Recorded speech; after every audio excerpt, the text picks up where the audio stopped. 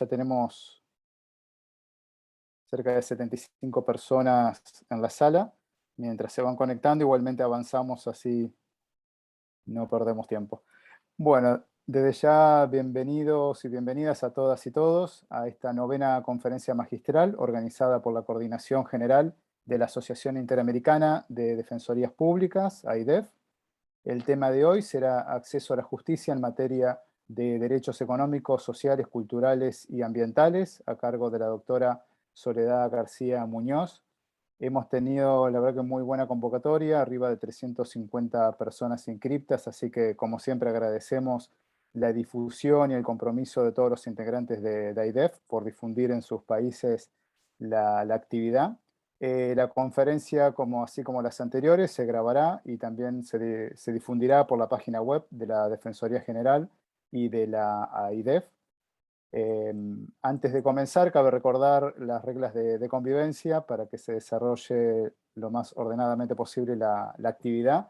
Por favor, mantengan sus micrófonos apagados, controlen por favor que no se enciendan automáticamente.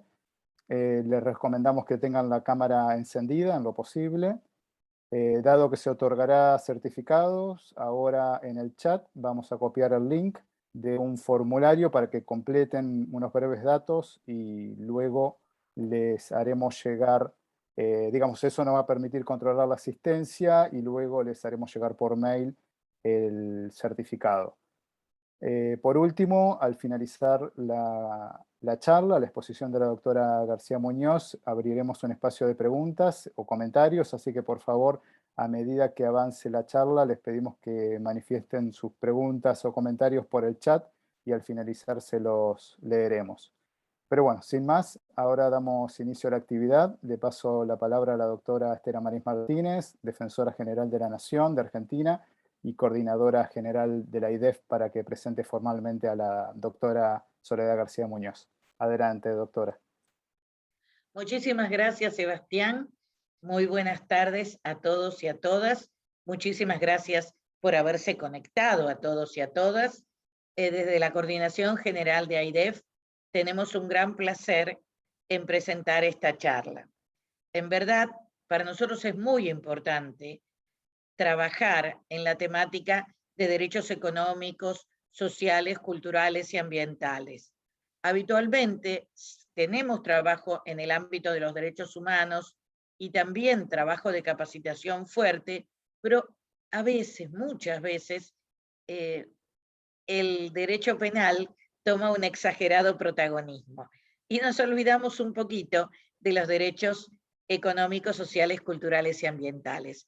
Pese a que en la mayoría de los países que integran AIDEF, salvo la excepción de Chile, las defensorías son todas con capacidad tanto para litigar en penal como en los otros ámbitos de derecho no penal. Y con una especial incidencia, cada vez más, con una especial participación, con una especial actividad de la defensa pública en todo lo que tiene que ver con los derechos económicos, sociales y culturales, y desde hace un tiempo también ambientales, que esta es una actividad novedosa, que no solo se da al interno de nuestros países, sino que también se está haciendo cada día más presente en nuestro trabajo a nivel sistema interamericano y sistema internacional. Por eso es un honor para nosotros que la doctora Soledad García Muñoz, a quien tengo el gusto de conocer hace mucho tiempo, haya aceptado brindar esta conferencia. La doctora García Muñoz es la primera relatora especial de Derechos Económicos, Sociales y Culturales y Ambientales de la Comisión Interamericana de Derechos Humanos. Ella ha inaugurado esta relatoría especial. Es abogada, diplomada en estudios avanzados en derechos humanos por la Universidad Carlos III de Madrid, con suficiencia investigadora obtenida en el programa del doctorado, profesora y académica en Derecho Internacional Público, de derechos humanos con énfasis en derechos económicos, sociales, culturales y ambientales, y de derechos de las mujeres, género y diversidad sexual en muchas y muy prestigiosas universidades y academias. Fue presidenta de Amnistía Internacional Argentina vicepresidenta del Comité Ejecutivo Internacional de Amnistía Internacional y presidenta de su grupo de trabajo sobre género y diversidad.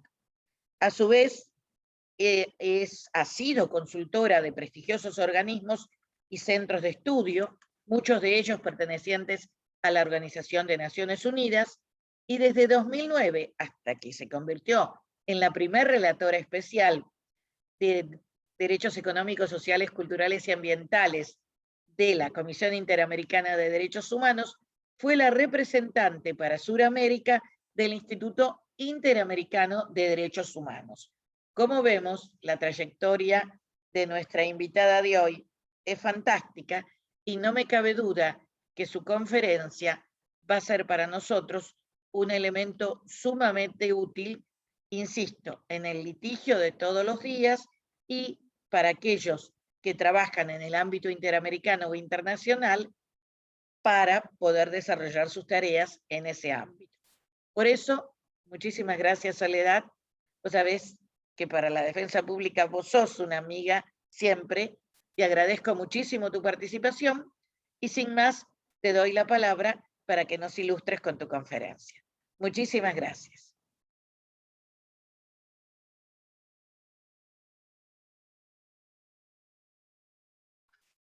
Muchísimas gracias, defensora. Realmente es un honor enorme para mí ser introducida por usted tan generosamente y con tanto afecto como es el que yo les tengo también a la defensa pública, a su equipo y a usted en particular. Realmente me siento muy honrada por esta invitación, por la oportunidad de estar con tantos defensores y defensoras públicas de todo el continente. Toda mi admiración, todo mi respeto. Es por eso que también, tan pronto como del equipo de la doctora Estela Maris me convocaron, pues busqué el hueco en mi agenda para poder estar con ustedes y más allá de compartirles pues algunas ideas y reflexiones, también tener la oportunidad de intercambiar con ustedes en torno a los temas sobre los que voy a exponer. Como bien lo dijo la doctora Estela Maris, la defensa pública, pues históricamente estaba muy ocupada en el foro penal. Sin embargo, paulatinamente ha ido abriendo sus capacidades, y qué importante esto, a otros foros y a otras ramas del derecho, incluida la rama ambiental. Y yo quiero saludar muy especialmente esta apertura de la defensa pública con el rol tan importante que juega en nuestra región, la más desigual del planeta, en el cual la pobreza y la desigualdad son una constante, y con el contexto de pandemia que vivimos se han agudizado de una manera exponencial, sumamente preocupante.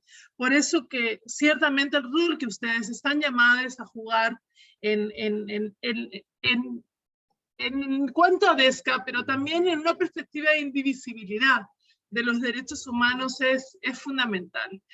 Yo he preparado una presentación como para guiarme, y voy a aprovechar que ya me dieron la posibilidad de compartirla como para guiar un poco mejor mis ideas.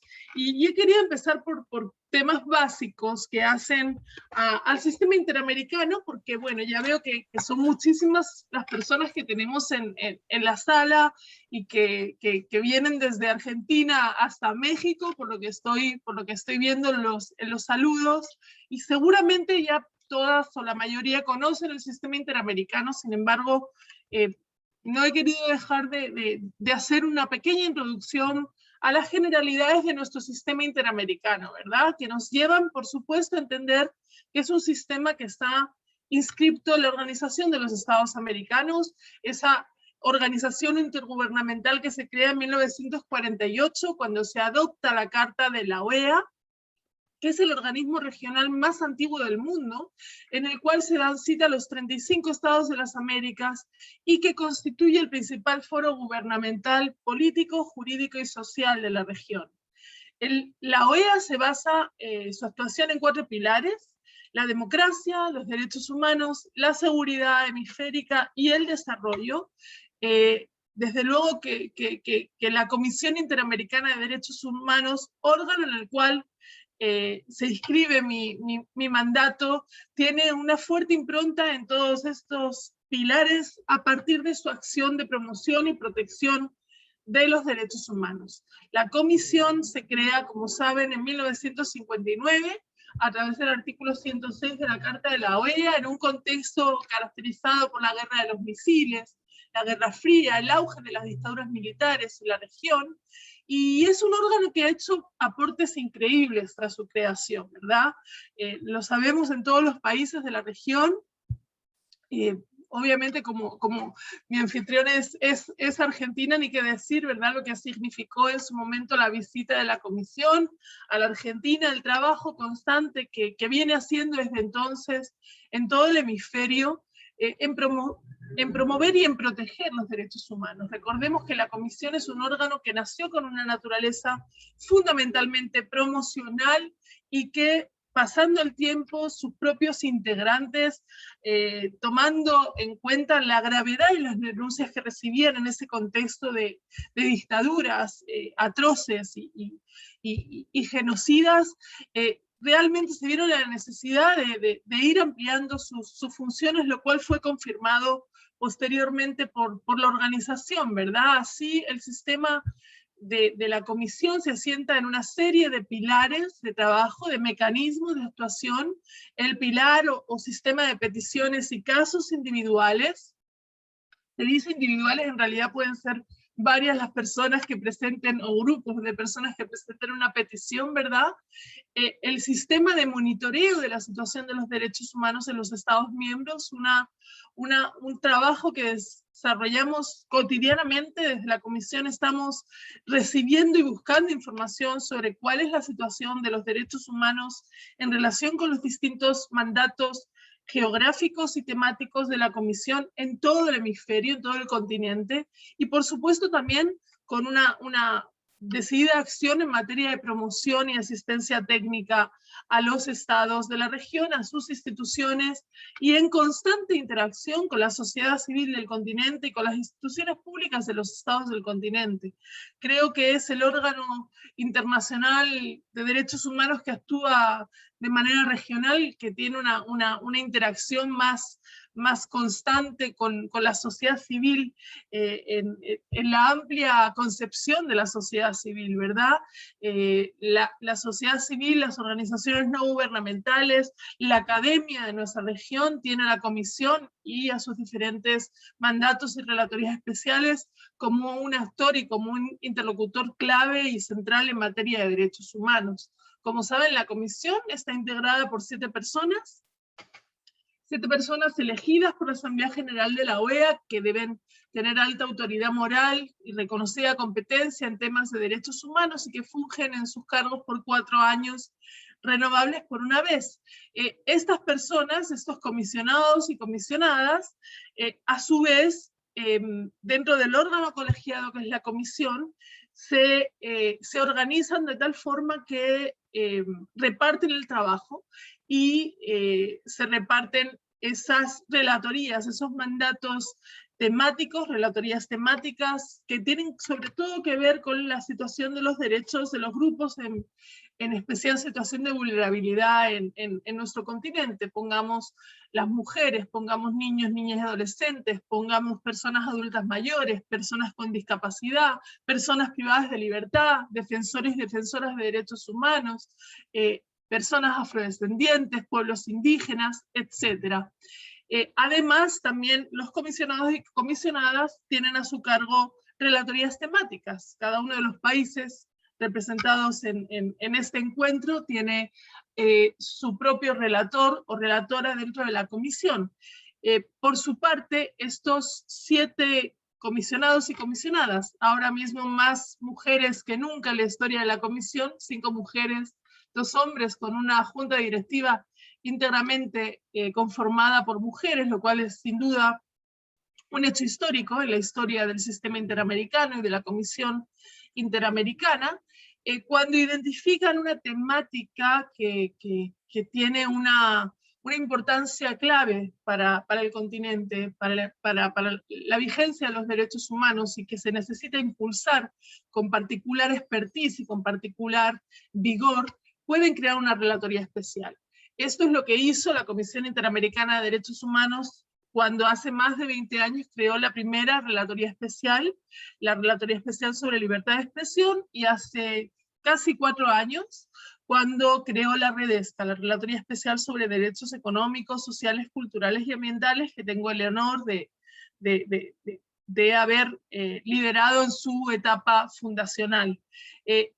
Quienes estamos a cargo de estas relatorías especiales somos personas externas, expertas, que la comisión elige a través de un concurso público interamericano, un concurso competitivo, un concurso en el que pues también tenemos que responder, ¿verdad?, a las inquietudes de la sociedad civil, de los estados, como de la propia comisión.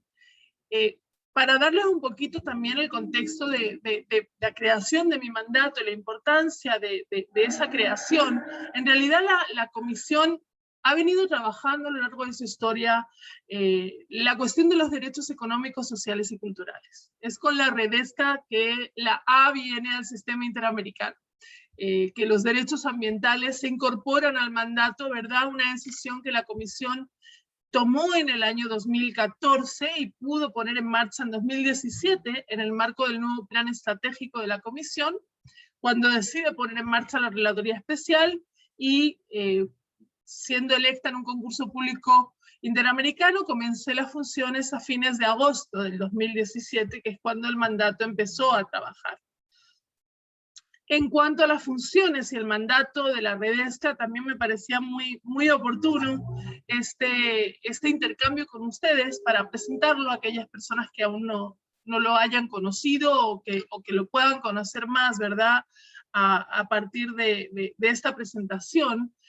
Toda vez que la REDESCA se desempeña como el principal órgano asesor, como una oficina con independencia funcional de la comisión, que trabaja de manera coordinada con la Secretaría Ejecutiva de la Comisión Interamericana de Derechos Humanos, como con la otra relatoría especial sobre la libertad de expresión, y trabajamos en torno a todos los mandatos que les comentaba tiene la comisión, ¿verdad?, a través de los cuales despliega sus competencias de promoción y protección, a través del sistema de casos y peticiones individuales, en el cual asesoramos tanto en relación con solicitudes de medidas cautelares, como los casos que la comisión examina a lo largo de todas sus etapas procesales, desde la etapa de admisibilidad, fondo, llegado el caso, el litigio ante la Corte Interamericana de Derechos Humanos, habiendo ya inclusive pues impulsado una opinión consultiva ante la Corte Interamericana de Derechos Humanos, que recientemente fue adoptada por la Corte, la opinión consultiva número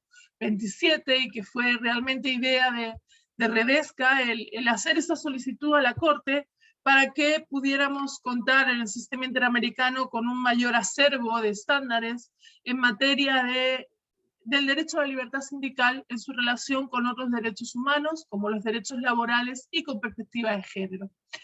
También, obviamente, tenemos un componente muy fuerte de promoción, de monitoreo y de asesoría técnica a los Estados miembros. Igual les voy a compartir, aprovechando también esta ocasión tan importante, un poco cuál es nuestra agenda estratégica actual para que ahí también podamos ver cuál es el trabajo que viene realizando la REDESCA, que obviamente tiene un componente muy fuerte de justiciabilidad de los derechos económicos, sociales, culturales y ambientales.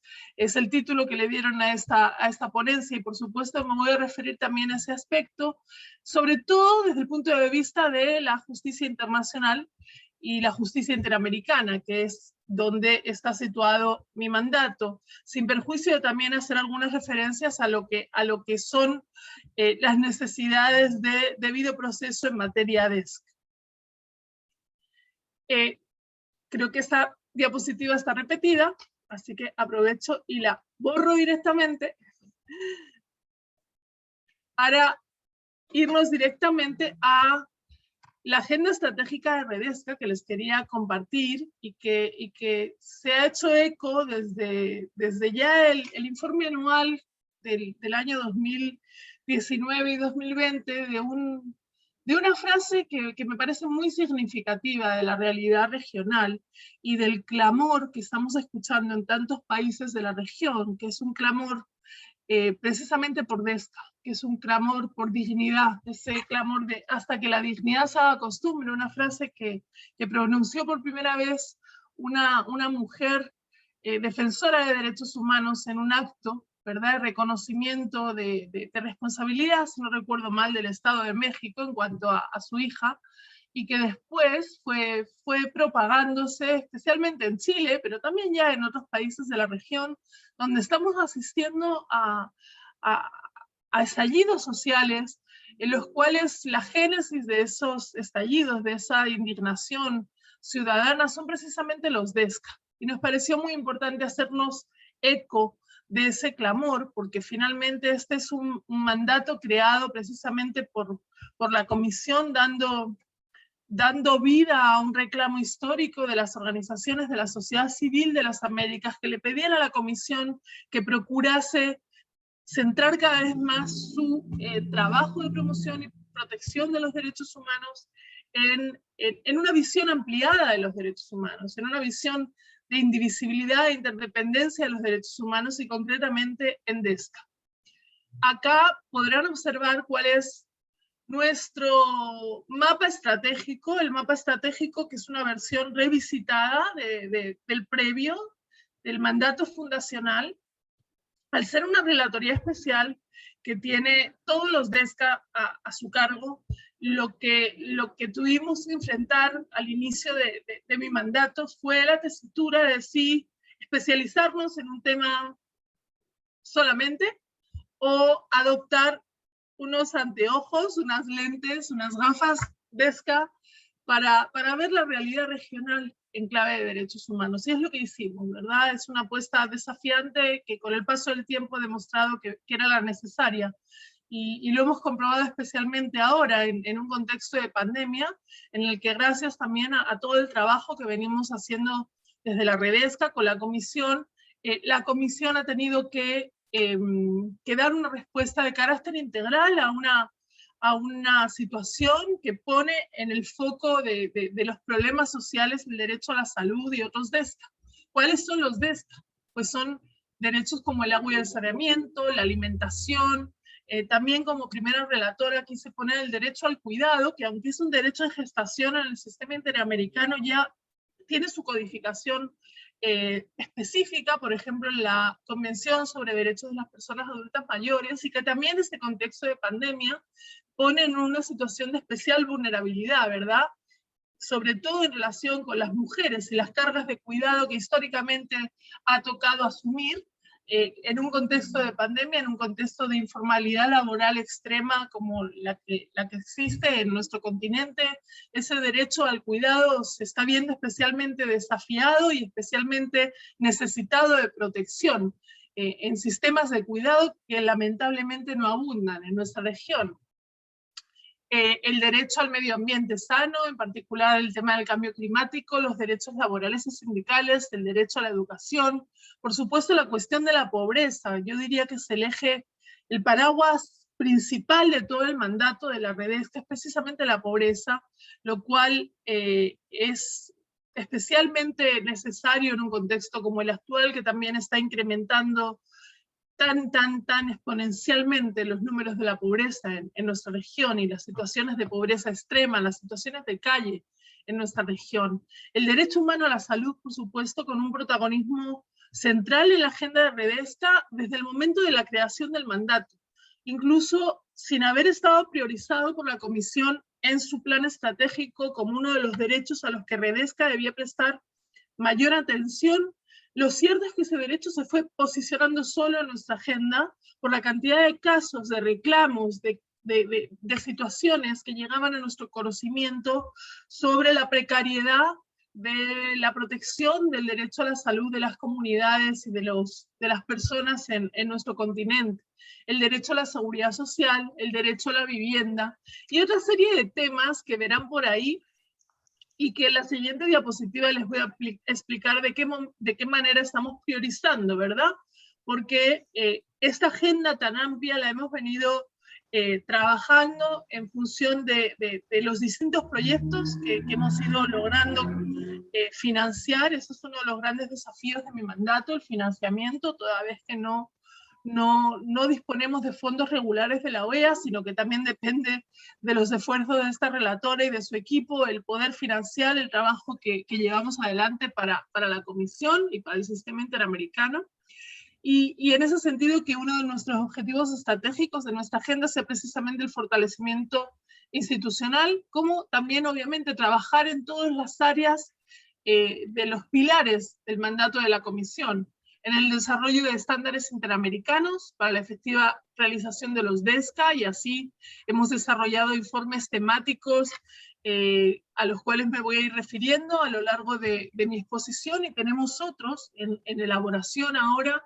También hemos dado insumos a los informes de la Comisión, tanto temáticos como de país, cada una de las visitas que la Comisión viene haciendo en las cuales ha involucrado temas DESCA. La Redesca ha puesto su cuota aparte de aportes, de insumos a la luz del monitoreo que realizamos, de la propia visita que hacemos, ¿verdad? Esto ha sido así en la generalidad de los países que la Comisión ha venido visitando. Pongamos por caso, pues Brasil, Colombia más recientemente, en fin, es la línea de trabajo también de Redesca, aportar insumos a los informes de las visitas de la propia Comisión o informes temáticos que hacemos que hacemos en coordinación con la Secretaría Ejecutiva y otras relatorías de la Comisión. Por ejemplo, un informe temático sobre los DESCA de las personas trans y de género diverso, que lanzamos el año pasado, o el que estamos a punto de lanzar sobre los DESCA de las personas afrodescendientes. También elaboramos un informe que creo que es muy importante para la región y que es un informe pionero, para el sistema interamericano sobre empresas y derechos humanos estándares interamericanos, que también quiero aprovechar este espacio para compartir y poner en su radar si es que no lo tenían. Y obviamente también tenemos una fuerte vocación de promover una cultura de indivisibilidad de los derechos humanos, de tratar de coadyuvar con el sistema interamericano, con todos sus órganos jurisdiccionales, cuasi jurisdiccionales como la Comisión, y también políticos de la OEA, con todos los estados, con la sociedad civil, con la academia, a extender esta cultura de los derechos humanos como una realidad indivisible y no exclusivamente propia de los derechos civiles y políticos. Este es uno de los desafíos también más grandes que tenía el mandato desde su creación, porque el propio sistema interamericano venía también con una inercia más propia de la protección directa de los derechos civiles y políticos y la protección indirecta de los derechos económicos, sociales y culturales. Afortunadamente, la creación de la Redesca también se ha dado en un momento en el que las energías de la justiciabilidad directa de los DESCA en el sistema interamericano han sido, pues, han estado bastante alineadas con el propio quehacer del mandato. ¿Cuáles son hoy por hoy nuestras líneas estratégicas de acción? Que verán bastantes y complejas, y en todas ellas hemos venido avanzando bastante. El derecho a la salud y sus determinantes sociales, con un foco grande en la pandemia y en la crisis alimentaria. Estamos dando seguimiento cotidiano a la situación de la pandemia, a la situación de la vacunación también en todos los países de la región, viendo con mucha preocupación la inequidad en el acceso a las vacunas y a los tratamientos contra el COVID-19 en algunos grupos, pues especialmente dejados de lado en bastantes países de la región, ¿verdad? Que tienen más dificultades para ver realizado su derecho a la salud y la atención a la salud. Por otro lado, también venimos prestando atención y trabajando cada vez más la cuestión de la emergencia climática, con un foco también en el derecho humano al agua.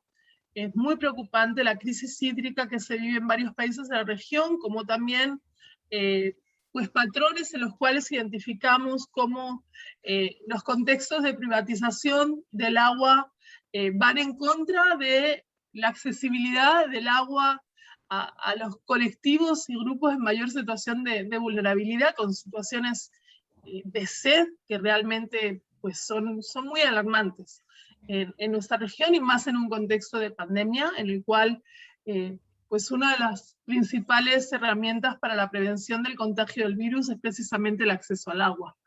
¿Qué decir de la emergencia climática? Estamos justo trabajando en una resolución para la Comisión sobre Cambio Climático y Derechos Humanos en las Américas, queriendo precisamente poner el foco de derechos humanos en la cuestión del cambio climático. También venimos trabajando bastante en temas de movilidad humana y DESCA, tanto en Sudamérica, especialmente con la crisis de movilidad humana venezolana, ¿verdad? Como también en Centroamérica y México, con un proyecto específico en esa materia.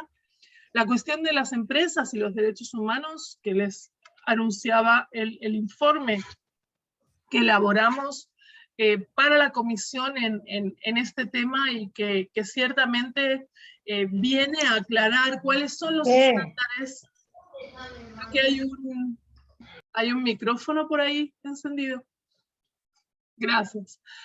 ¿Cuáles son los estándares en materia de empresas y derechos humanos a la luz del sistema interamericano? Porque sabemos que ha sido una materia bastante desarrollada a la luz de los principios rectores de Naciones Unidas. Sin embargo, era muy importante también tener una noción clara de cuáles son las obligaciones que tienen los estados de la OEA en relación con la debida diligencia ante la actividad empresarial pública o privada, como también cuáles son las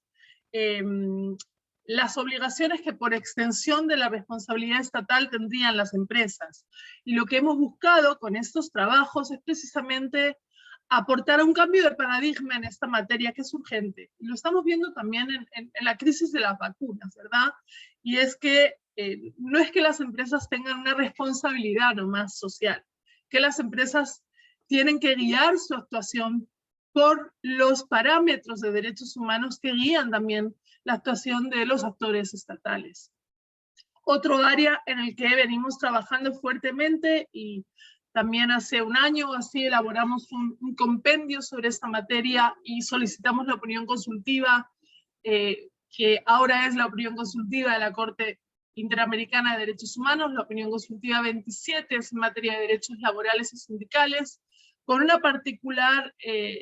particular énfasis en la perspectiva de género y perspectiva de derechos humanos de las mujeres. También acá se inscribe el esfuerzo del informe sobre DESCA de las personas trans y de género diverso, o DESCA de las personas afrodescendientes, colectivos que están muy rezagados en el acceso y disfrute de sus derechos laborales y sindicales. Otro aspecto en el que venimos trabajando también de manera interseccional con otros mandatos de la Comisión es el de las políticas fiscales y económicas, entendiendo que es uno de los grandes desafíos en materia de justicia social de nuestras Américas, y también en materia de educación, ciencia y tecnología, con un especial foco en la cuestión de la libertad académica y la autonomía universitaria, pues se vienen detectando en la Comisión situaciones bastante preocupantes en este sentido. Así que bueno, ya ven que no tenemos tiempo para aburrirnos en Redesca, y que si bien tenemos un equipo pequeño, es un equipo muy comprometido y un equipo que realmente está haciendo grandes aportes al sistema interamericano a través de esta agenda estratégica, a través de estas líneas estratégicas de acción, partiendo del concepto de DESCA que remite a ver los derechos humanos relativos a las condiciones sociales, económicas y ambientales que necesitamos para una vida en dignidad y en libertad, y que se relacionan con cuestiones básicas para la existencia humana. Entonces, uno de nuestras grandes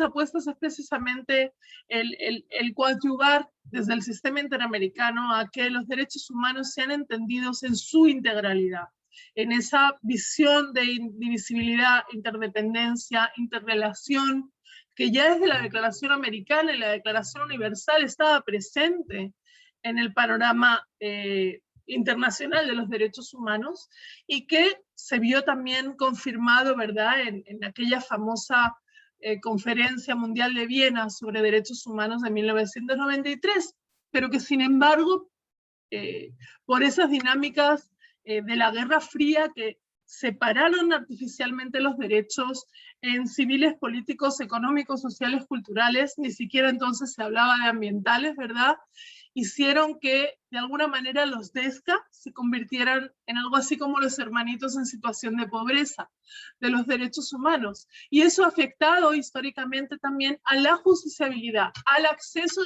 a la justicia en materia DESCA, como ustedes mejor que nadie saben desde las defensorías públicas. Quisiera referirme también a la codificación de los DESCA en el Sistema Interamericano de Derechos Humanos, que no solamente están codificados o reconocidos en el Protocolo de San Salvador, que es, como saben, el protocolo adicional a la Convención Americana sobre Derechos Humanos o Pacto de San José de Costa Rica, sino que en realidad pertenecen a la OEA desde la génesis de la misma OEA. Desde la Carta de la OEA encontramos disposiciones DESCA, como también la Declaración Americana, que es un instrumento, al igual que la Declaración Universal, es más, un instrumento pionero, porque se adoptó 6 meses antes que la Declaración Universal, que reconoce por igual derechos civiles, políticos como económicos, sociales y culturales. También es un precepto importantísimo para el sistema interamericano, cada vez más en términos de justiciabilidad directa de los DESCA ante los órganos del sistema, el artículo 26. Ahora lo voy a refrescar para quienes puedan no conocerlo, ¿verdad?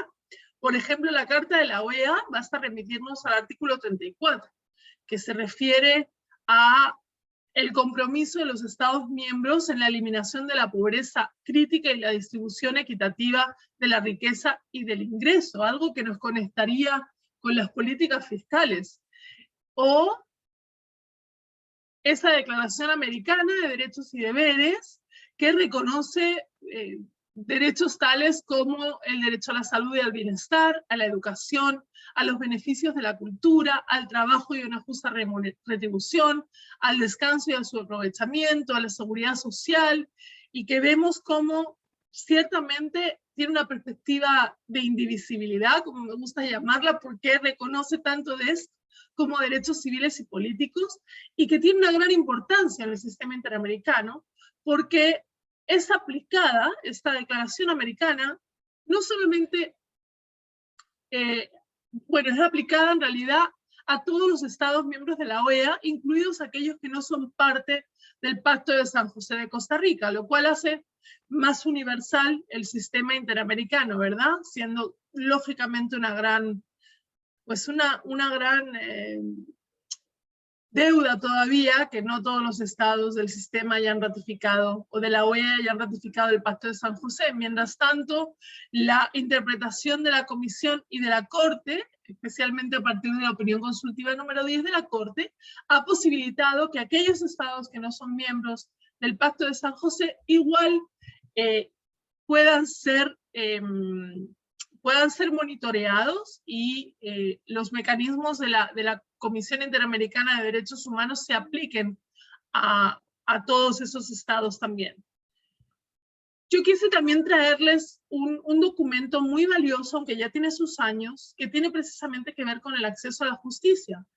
Yo les he querido hablar más bien de la justiciabilidad de los DESCA desde una óptica del derecho internacional interamericano. Sin embargo, me pareció que era importante también destacar este estudio que está disponible en la página web de la Comisión, que es del año 2007, de una época en la que todavía primaba más esa visión de tutela indirecta de los DESC, ¿verdad? Y que para mí sigue también siendo necesaria, a la par que la justiciabilidad directa de los DESC, porque cuando los DESCA pueden verse afectados, esto puede resultar tanto por el contenido de los DESCA mismo, o del derecho a la salud, por ejemplo, como por la falta de acceso a la justicia o la igualdad y no discriminación. Esto es, hay un juego ahí entre derechos civiles, políticos, económicos, sociales, culturales y ambientales que para mí debe seguir vigente y tenemos que seguir prestándole atención. Y en ese sentido, este estudio del 2007 es sumamente relevante, ¿verdad? Y la comisión, como verán, organiza los estándares interamericanos hasta esa fecha en torno a 4 grandes temas. Uno, la obligación de remover obstáculos económicos para garantizar el acceso a los tribunales, lo cual hoy por hoy sigue siendo, ustedes lo saben muy bien, un obstáculo a pesar de la existencia de instituciones como las suyas, a las personas que viven, por ejemplo, en los lugares más recónditos o que carecen del acceso a la información necesaria para llegar hasta sus instituciones. Se les puede complicar seriamente por esa discriminación económica el ver garantizados sus derechos en igualdad de condiciones que una persona que dispone de medios económicos y la posibilidad de contratar al o la profesional que quiera. E insisto, menos mal que existe la defensa pública en nuestra región. Creo que es una institución que sin duda hace la gran diferencia en salvar ese obstáculo de este punto 1. En segundo lugar, los componentes del debido proceso, los procedimientos administrativos relativos a los derechos sociales. En tercer lugar, los componentes del debido proceso, los procedimientos judiciales relativos a los derechos sociales. Y en cuarto lugar, los componentes del derecho a la tutela judicial efectiva de los derechos sociales individuales y colectivos. Yo les recomiendo mucho que tengan en cuenta este estudio que hace más a la justiciabilidad a nivel nacional de los DESC, que en alguna medida también a veces tiene los mismos desafíos que la justiciabilidad a nivel internacional, ¿verdad? Que es el desafío de que los órganos que tienen que aplicar justicia se sientan y consideren y hagan su labor hermenéutica desde esa dimensión de indivisibilidad e interdependencia que refería. Y es frecuente que todavía también a nivel interno, ¿verdad?, primen los prejuicios en torno a los DESCA. Si bien ha habido grandes avances en la región, en países como Argentina, como México, como Colombia, solo por poner algunos ejemplos, ¿verdad? Podemos pensar, por ejemplo, en esas innovadoras decisiones, sentencias de la Corte Constitucional de Colombia, declarando la personería jurídica de un río o de una zona geográfica de Colombia, ¿verdad? Y ciertamente también a nivel nacional hay un gran avance. Sin embargo, sigue habiendo muchos obstáculos por ese temor que tienen a veces nuestros juzgados y tribunales a entrar en el terreno del legislador, por una visión quizá más apegada a la visión clásica de los derechos humanos. En cuanto a la justiciabilidad directa de los DESCA ante el sistema interamericano, si hablamos de justiciabilidad de los DESCA, no podemos dejar de mencionar la importante línea jurisprudencial. Está bonita esa música. Gracias, gracias. Mejor apagada porque si no sí que va a ser difícil que siga mi exposición. Esta importante línea jurisprudencial que la Corte inaugura, aunque ya había empezado a dar señales con anterioridad, pero principalmente a partir del caso Lagos del Campo versus Perú. Un caso, pues, de pocos días después de inaugurarse mi mandato, por eso que hablo de la buena sincronicidad en el sistema en cuanto a DESCA, ¿verdad? Y que supuso que la Corte avanzara en la comprensión e interpretación de que el artículo 26, que reconoce el desarrollo progresivo de los DESC, puede hacer que un Estado sea considerado responsable internacionalmente por la violación de alguno de los DESCA que, según la Corte y también la Comisión, porque tenemos una visión compartida al respecto hoy por hoy, pueda ser responsable de la violación de alguno de esos derechos. Derechos económicos, sociales, culturales y ambientales. Ahí ven una línea de tiempo con algunos de los casos más representativos, no están todos, porque afortunadamente, a mi modo de ver, esa línea jurisprudencial sigue vigente y se viene profundizando, ¿verdad? Pero sí es importante, por ejemplo, mencionar la opinión consultiva número 23 del 2017, en el cual la Corte Interamericana desarrolla el contenido del derecho a un medio ambiente sano. Y a través de esa opinión consultiva también lo incluye entre los derechos que estarían tutelados por el artículo 26 del Pacto de San José de Costa Rica. Al hacerlo, la Corte, por ejemplo, ha dado lugar a que en su jurisprudencia contenciosa, pongamos por caso la sentencia Laca-Hontat, Nuestra Tierra versus Argentina, la Corte haya declarado la violación del derecho al medio ambiente sano o del derecho al agua en relación con pueblos indígenas. Entonces, esta es una línea jurisprudencial que, como digo, se viene profundizando y es compartida tanto por la Comisión como por la Corte Interamericana de Derechos Humanos. Ahí pueden ver este artículo 26, que es un artículo que ha estado siempre en el ojo de la doctrina interamericana y que excepcionalmente había sido considerado por la Comisión Interamericana de Derechos Humanos para declarar la admisibilidad de algún caso, ¿verdad?, por posibles violaciones a este artículo. Sin embargo, hasta ese caso, Lagos del Campo, la Corte Interamericana de Derechos Humanos no lo había declarado violado. Y en este sentido es muy importante también este avance jurisprudencial y como, por ejemplo, la sentencia Cusculpi-Baral versus Guatemala sobre personas viviendo con VIH-Sida en Guatemala y su derecho a la salud, la Corte también hace una interpretación sobre qué se considera por progresividad según los criterios de la Corte.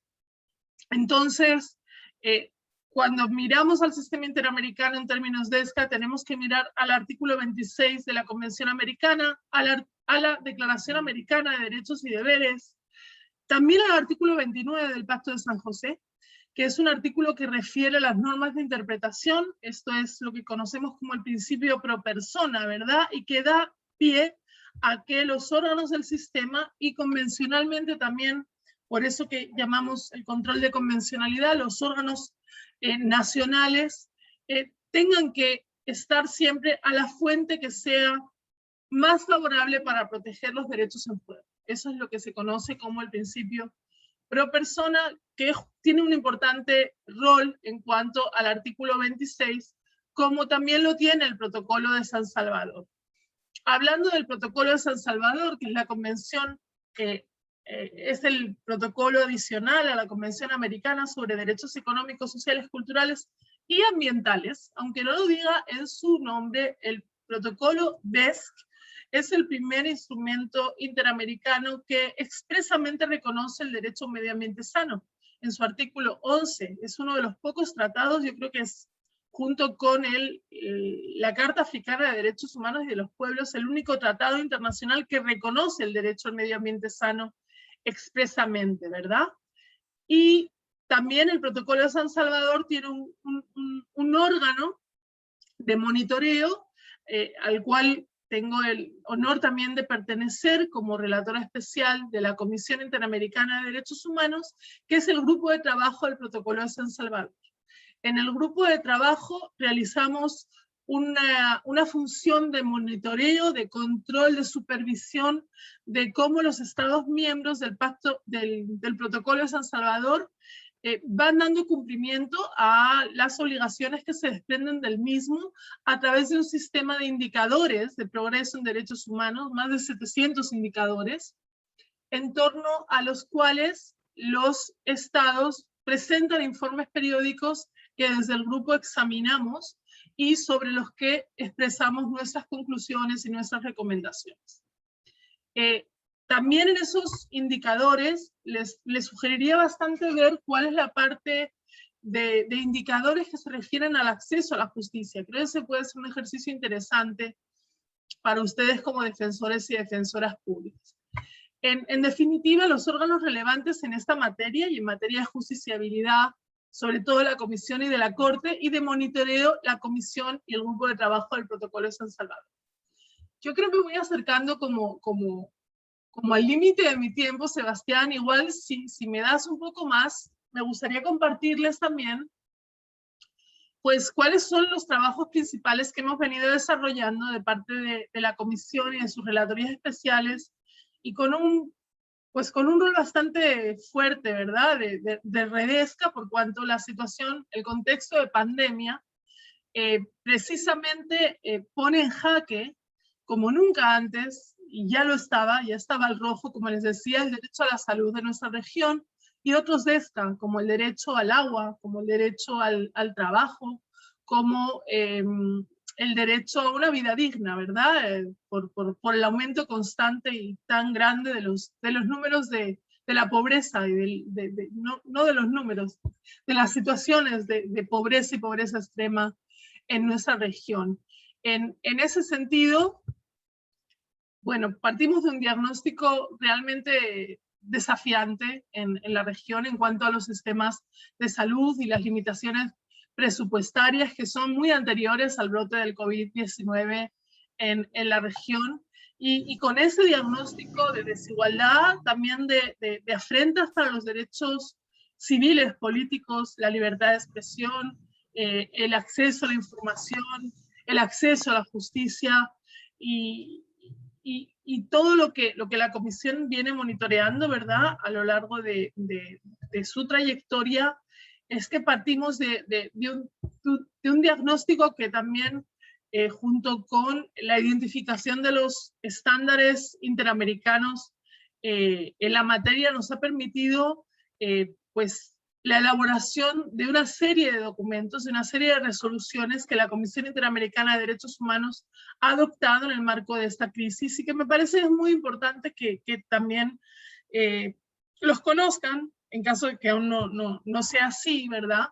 Porque son una herramienta ciertamente valiosa, y así nos lo han hecho saber pues desde distintos países en los cuales sus instituciones, sus juzgados, sus tribunales, sus parlamentos las han invocado. Son 3 resoluciones, en todas ellas Redesca ha trabajado de manera pues bastante intensa, especialmente en la 4/2020 y la 1/2021, que han estado fundamentalmente a cargo de nuestro mandato, el proceso de su elaboración, y que les voy a presentar muy someramente porque ya mi tiempo va agotándose. Sin embargo, creo que vale la pena que les dé por lo menos los principales rasgos de esas resoluciones, empezando por la 1/2020, sobre pandemia y derechos humanos en las Américas, una resolución que fue la primera, en la cual la Comisión busca generar una serie de recomendaciones a los estados para que las respuestas estatales tengan un enfoque de derechos humanos en el contexto de la pandemia. Es una resolución con una profunda mirada de indivisibilidad de los derechos, especialmente el derecho a la salud, y que también tiene una mirada profundamente interseccional, por cuanto recoge recomendaciones que hacen a todos los grupos en situación de vulnerabilidad, o a los principales grupos en situación de vulnerabilidad, como las mujeres, las personas adultas mayores, los pueblos indígenas, las personas privadas de libertad, niños, niñas, adolescentes, personas LGTBIQ, personas afrodescendientes, la situación de pobreza y pobreza extrema, o las personas con discapacidad. No me voy a poder detener en todos ellos, si quieren después charlamos un poquito más, pero sí me parece importante que la tengan presente, si aún no la conocían, como también esa resolución 4/2020 sobre derechos humanos de las personas con COVID-19. Y creo que acá también las defensorías públicas tienen un importantísimo rol que jugar. Estamos recibiendo constantemente informaciones sobre situaciones de discriminación o de confinamiento o de aislamiento, situaciones que pueden poner en jaque los derechos de las personas, o falta de acceso a servicios de salud, ¿verdad? Especialmente afectando a las personas que están en mayor situación de vulnerabilidad. Y en ese sentido, con esta resolución 4/2020, lo que hicimos fue precisamente identificar las directrices que los estados tendrían que seguir en cuenta a la luz de los estándares interamericanos para proteger de manera específica los derechos humanos de las personas con COVID-19. Y acá inauguramos también ese concepto de personas con COVID-19. No quisimos usar el término pacientes porque nos parecía que parece algo estigmatizante, y al hablar de personas con COVID-19, pues estamos realmente hablando de un nuevo y enorme grupo en situación de vulnerabilidad, en el cual podemos estar cualquiera de nosotros, de nosotras, en cualquier momento, y de nuestras familias. Es una definición amplia la que utilizamos con esa resolución, y creo que vale mucho la pena también que las defensorías públicas la tengan en cuenta en sus trabajos en este contexto de pandemia. Y esta otra resolución, la última que hemos ayudado a elaborar para la comisión, es la resolución 1/2021 sobre las vacunas contra el COVID en el marco de las obligaciones interamericanas, partiendo de la idea de que las vacunas contra el COVID-19 son un bien público mundial y regional. También identificamos un diagnóstico muy preocupante en la región, con un acceso inequitativo, desigual, especialmente en los países de menor renta, y eso nos llevó a elaborar esta resolución con la idea también de dar herramientas a los estados para no solamente guiar sus propias políticas de inoculación por criterios de derechos humanos, sino también su acción internacional a la luz del principio de solidaridad internacional y de cooperación internacional. En ese sentido, bueno, estas resoluciones creo que son una herramienta importante también para ustedes. Ojalá que las utilicen. Si es que no lo han hecho ya, ahora me contarán. Y estas guías prácticas que también elaboramos en el marco de la SACROI COVID-19, que es una sala que creó la comisión para coordinar la acción de todos sus mandatos, y en cuyo marco hemos elaborado también estos documentos, que son guías que pretenden ayudar a los estados a tomar decisiones en contextos realmente muy desafiantes, ¿verdad? Hemos visto en nuestra región cómo los servicios funerarios se desbordaban, cómo las personas se veían impedidas de hacer sus duelos, y por eso también nuestra primera guía se refirió a los estándares para garantizar el respeto al duelo, la segunda sobre el acceso a la educación, y la tercera sobre el acceso universal a Internet. Ahora trabajamos una sobre los derechos de las personas trabajadoras de la salud, que también es sumamente importante.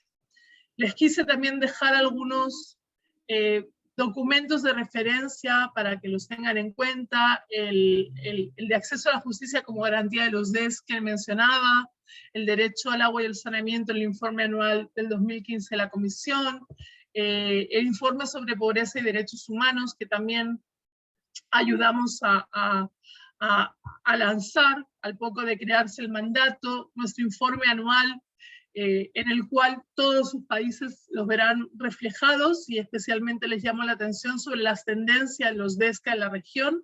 Estamos justo ahora trabajando en el informe anual 2021, así que yo quiero aprovechar también a mandarles un mensaje de interacción con mi mandato, de que nos puedan, en esa labor de monitoreo constante que estamos haciendo desde sus respectivas competencias y espacios que son privilegiados en cuanto a la identificación de situaciones y también de buenas prácticas, ¿verdad? Que puedan mantenerse en contacto con nosotros y hacernos llegar esas informaciones cuando lo consideren. Nuestro informe sobre empresas y derechos humanos, el compendio sobre derechos laborales y sindicales, o el informe sobre DESCA de las personas trans y de género diverso. O sea, han sido 4 años de trabajo muy intenso, como podrán ver, en el cual sin duda, pues, uno de nuestros objetivos, aunque no el único, ha sido coadyuvar a que la justiciabilidad interamericana sea también directa para los DESCA. Sin embargo, siempre digo, la justiciabilidad es muy importante, pero también lo es la exigibilidad, también lo es la promoción y sobre todo el empoderamiento. Y en ese sentido, bueno, también ustedes pues juegan un rol muy importante, así que cuenten con Redesca en esta misión que entiendo es compartida, muy compartida con la defensa pública. Y para ir terminando, yo quiero traerles también a una frase del gran juez Antonio Cansado Trindade en el caso Niños de la Calle contra Guatemala, en el cual pues él me parece que define bastante bien ese concepto amplio de DESCA con el que trabajamos y que abarca el DESCA principal, que siempre digo, que es el derecho a la vida, ¿verdad? Y él habla de que la privación arbitraria de la vida no se limita, pues, al ilícito del homicidio, se extiende igualmente a la privación del derecho a vivir con dignidad. Esta visión conceptualiza el derecho a la vida como perteneciente al mismo tiempo al dominio de los derechos civiles y políticos, así como el de los derechos económicos, sociales y culturales, ilustrando así la interrelación e indivisibilidad de todos los derechos humanos. Ese es nuestro mantra constante, la indivisibilidad e interdependencia de todos los derechos humanos, y esperamos compartirlo siempre con todos y todas ustedes. Muchísimas gracias. Ahí tienen nuestros contactos y redes sociales también. Bueno, muchísimas gracias a vos, Soledad. La verdad que interesantísimo, muy completa la exposición, una claridad total. Así que te agradecemos nosotros a vos por tu tiempo y por ser tan clara y tener, bueno, un panorama, la verdad que muy concreto sobre cómo funciona la Redesca. Así que genial. Hay varias preguntas. Por el tiempo no sé si vamos a llegar a todas, pero te voy a ir leyendo algunas. Acá estamos. Bueno, las dos primeras, que me parece mejor unirlas por el tema, es la siguiente. Frente a la situación de emergencia sanitaria, preguntan si es un derecho no querer vacunarse. ¿Y qué opinas sobre el pasaporte sanitario, si es discriminatorio? Eso por un lado, y por el otro lado, también cómo impactó en los derechos humanos las consecuencias de la falta de vacunas contra el COVID frente a la falta de las vacunas en algunos países y el sobrante de dosis en otros países. Más que nada se hace mención a Estados Unidos y países europeos. ¿Hay prevista acciones, si hay previstas acciones al respecto para el reparto, para el respeto de los derechos humanos?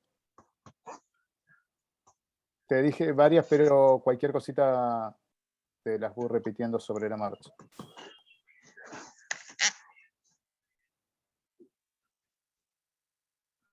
Ahí voy. Bueno, muchísimas gracias a quienes hicieron estas preguntas sobre... Yo creo que hoy es el gran tema de derechos humanos de nuestro tiempo, de la humanidad, no del planeta, porque ayer no sé si vieron también, ¿no?, los nuevos resultados del panel de cambio climático de la ONU, que dejan ya bien claro hasta qué punto también nuestro planeta está enfermo. Entonces, hablando de la enfermedad humana, sin duda que el tema de las vacunas y también los tratamientos, ¿no? Y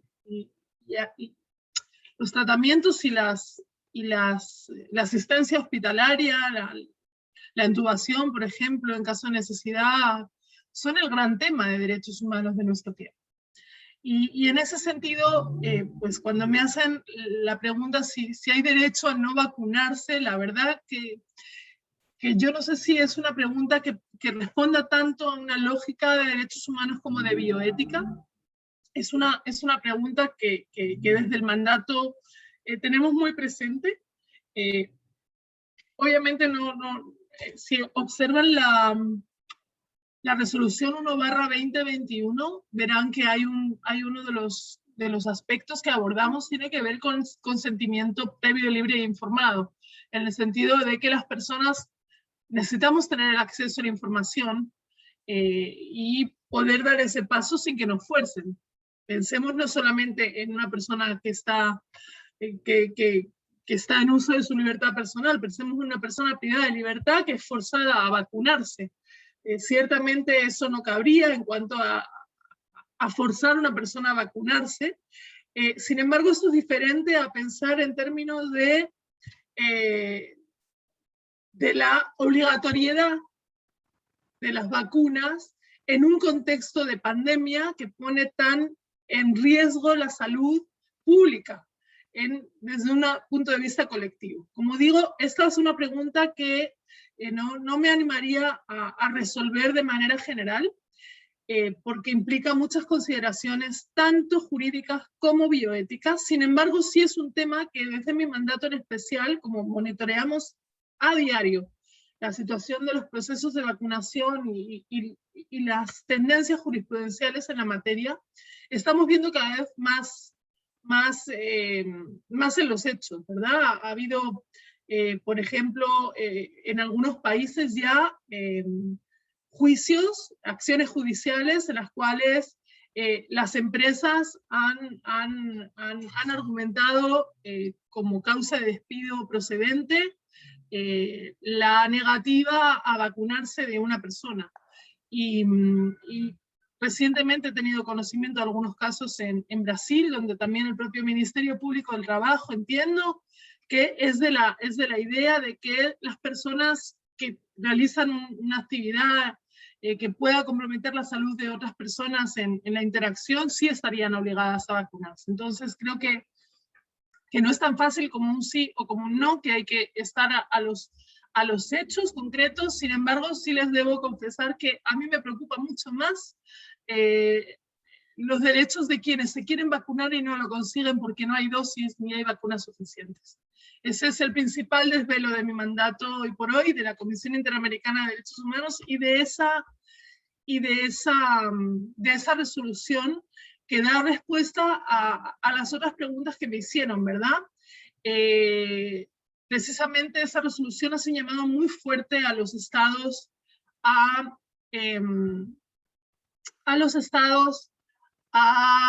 ser solidarios, a utilizar de manera coherente con el principio de cooperación y solidaridad internacional el mecanismo COVAX, que es el que, saben, está desde Naciones Unidas y con la participación de la OMS, ayudando a distribuir las vacunas sobrantes en el mundo. Estamos también, pues, alentando a los países que tienen mayores capacidades económicas, como es el caso de Estados Unidos, a hacer uso de esa solidaridad internacional de manera activa, y afortunadamente estamos viendo que en el caso de Estados Unidos, pues está habiendo bastante, con esta nueva administración está habiendo bastante actividad en cuanto a donación de vacunas. Sin embargo, todavía son muy pocas en relación con las que se necesitan en nuestra región. O sea, es realmente muy preocupante pensar que, según datos de la OEA, creo que solo el 10% o hasta el 90% de las personas podrían quedar sin vacunarse en este año. Y por eso digo que realmente, entendiendo que es un dilema, pues, bioético, y que muchas veces tiene que ver también, ojo, con la falta de información en relación con las vacunas, que es otro de los temas que en la resolución ponemos un particular énfasis, alentando a los estados, porque sabemos que también en este contexto no todos los estados han estado a la altura en cuanto a proporcionar la información que la población necesita para perder el miedo a las vacunas o para protegerse del contagio del virus, ¿verdad? Entonces, ahí creo que también tenemos otro gran punto para tratar en cuanto a que la población pierda el miedo a las vacunas a través de acceder a la información necesaria. Pero sin duda que ese es uno de los temas más preocupantes hoy por hoy para el mandato y para la comisión, porque incluso la reactivación, mentadísima reactivación económica y social, lo que llaman pospandemia, que lamentablemente estamos lejos de ver todavía, y más con la presencia de nuevas variantes y sociedades cada vez más cansadas, con una pandemia que ya no es solo de salud física, que es también de salud mental. La esperanza mayor que tenemos hoy en día para salir de esa situación son las vacunas. No he podido ir viendo los comentarios mientras hablaba. Me preguntaban, perdón, sí, el caso de Francia, no, es que me preguntabas también por los pasaportes sanitarios. Pues miren, en principio, mientras no haya un acceso equitativo, realmente me parecen discriminatorios, porque no todo el mundo tiene la misma oportunidad de acceder. a las vacunas. Entonces, frente a esa falta de oportunidades, en principio tendería a pensar que son una herramienta que, si bien hay que analizar también casuísticamente, porque no es la primera vez que en el mundo se nos ha impuesto, o cuando viajamos, pues la necesidad de una vacunación. Para entrar a determinados países de la región necesitamos la vacunación contra la fiebre amarilla, ¿verdad? Entonces tampoco se puede generalizar, más bien yo creo que partimos de una situación discriminatoria en el acceso a las vacunas, y eso hace que posibles pasaportes sanitarios también lo sean. Y de hecho en nuestra resolución llamamos a que no se implementen ese tipo de medidas, menos hasta que el acceso a las vacunas de todo el mundo no esté garantizado. Y también hay una preocupación muy grande por colectivos que hasta ahora no se han estado teniendo en el radar y que están sumamente expuestos también, como son los niños, niñas y adolescentes. Entonces, ciertamente estamos ante una situación muy, muy preocupante en la que necesitamos tener todo, cuanto más criterios y parámetros, mejor para analizar. Muchas gracias por la claridad de las respuestas. Paso a otro tema, a otra consulta que también hacen, en relación a la utilización del fracking como medio de extracción de hidrocarburos dañino para el agua, el aire y la salud, por la volatilidad del metano. ¿Considera que podría ser abordado no solo por el derecho a un ambiente sano, sino desde el punto de vista de la perspectiva de género, por el impacto diferencial que tiene sobre las mujeres? Esa es la pregunta. Sí, muchas gracias por la pregunta. Sí, de hecho, como ya se viene haciendo, ¿verdad?, por la sociedad civil, vienen planteando la necesidad de incorporar una perspectiva de género, y por supuesto desde la Comisión, y ni qué decir desde Redesca, que es un mandato que tiene una mirada transversal de género en todo lo que hacemos, de género y de diversidad.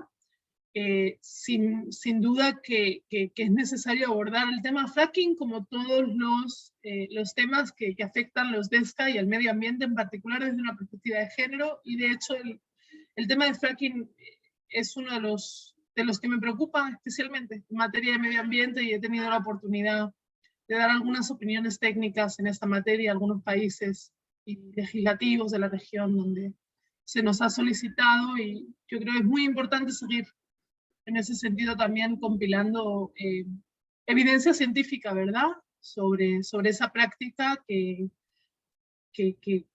tiende a poner tan en riesgo, ¿verdad?, tantos derechos. Especialmente de pueblos indígenas también, de las mujeres indígenas sobre todo. Perfecto, muchas gracias. Otra pregunta, que es más que nada una preocupación de México, que manifiestan que México carece de una tutela efectiva en cuanto a la seguridad social. Entonces, bajo ese contexto, ¿qué recomienda a los operadores jurídicos para que pueda considerarse un acceso a la justicia real y efectiva? Sí, bueno, realmente creo que es muy importante adoptar esta mirada de indivisibilidad y de DESCA en las acciones de sus instituciones y de sus mandatos, ¿verdad? Así que si identifican que hay una debilidad en cuanto a uno de esos derechos, en el caso concreto que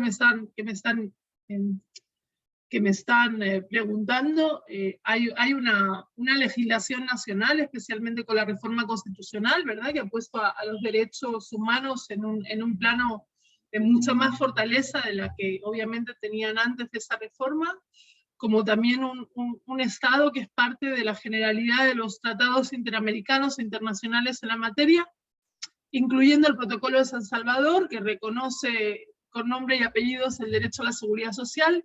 Yo les recomendaría tomar en cuenta también ahí los trabajos de, valga la redundancia, del grupo de trabajo del Protocolo de San Salvador, que analizamos no hace mucho, el informe de México, y que se fijen en la parte del derecho a la seguridad social, para también ver si a través de esas observaciones, de esas conclusiones, pueden pueden identificar acciones para fortalecer su tutela en México. Creo que tienen todas las herramientas jurídicas que se pueden desear para hacerlo, tanto nacionales como internacionales. Así que ahí me irán contando. Y un Bien, caso gracias. importante de la Corte Interamericana relativamente reciente fue el caso Muelle Flores, en el cual precisamente, contra Perú también, en el cual precisamente la Corte se refirió a ese derecho como uno de los justiciables a través del artículo 26 del Pacto de San José. Perfecto. Bueno, se nos va acabando el tiempo, pero leo una pregunta más. ¿Qué nos podría decir? Voy por el orden, o sea, disculpen los que han hecho preguntas más adelante que no sé si vamos a llegar a formularla. ¿Qué nos podría decir sobre la exigibilidad de los DESCA y aquellos juristas que enfocan su alcance a la teoría económica del derecho? Es decir, ¿qué opina de aquellos que se escudan que debe sujetarse su alcance a las posibilidades económicas del Estado de poder satisfacerlos? Bueno, esta pregunta es un broche de oro, así que muchísimas gracias. Porque si algo hay que hacer en materia de esta, es desmitificar. Desmitificar que no son tan derechos como los derechos civiles y políticos. Eso de las generaciones, por favor, se lo borran. Me da alergia. Yo sé que en su momento tuvo, bueno, su razón de ser, que es pedagógico, bueno, pues no lo usemos mejor. Hay otras formas de hacer pedagogía, mejor hagan pedagogía con la indivisibilidad y la interdependencia, porque esto de las generaciones le ha hecho un flaco favor a los DESCA. Cuando además no es cierto. Hay muchas personas en México, no me van a dejar mentir, ¿verdad? La Constitución de Querétaro fue una pionera en el mundo, junto con la Constitución alemana de Weizmann en reconocimiento de los derechos sociales. Esto es, no nacieron ni siquiera después que los derechos civiles y políticos, nacieron casi simultáneamente. Entonces, creo que hay que desmitificar los DESCA en cuanto a su falta de contenido jurídico o su dependencia de los recursos que un Estado quiera o no quiera poner a su satisfacción. En realidad los DESCA dependen de los recursos disponibles, dice el Pacto Internacional de Derechos Económicos, Sociales y Culturales, dice el Protocolo de San Salvador, dice el artículo 26 del Pacto de San José de Costa Rica, máximo de los recursos disponibles. Ahí es donde viene la labor del Estado, la institución de que se trate,